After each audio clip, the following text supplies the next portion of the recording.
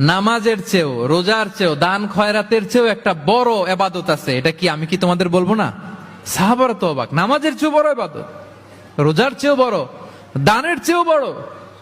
ক্বালু বালা ইয়া রাসূলুল্লাহ।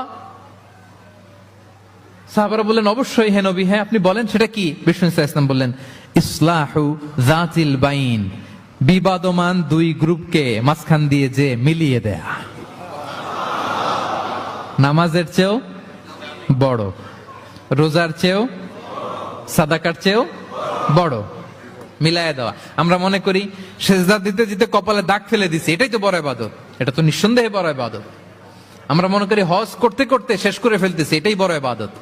জিকির করতে করতে আমরা দিনরাত এক করে ফেলতেছি, এগুলো তো নিঃসন্দেহে ইবাদত।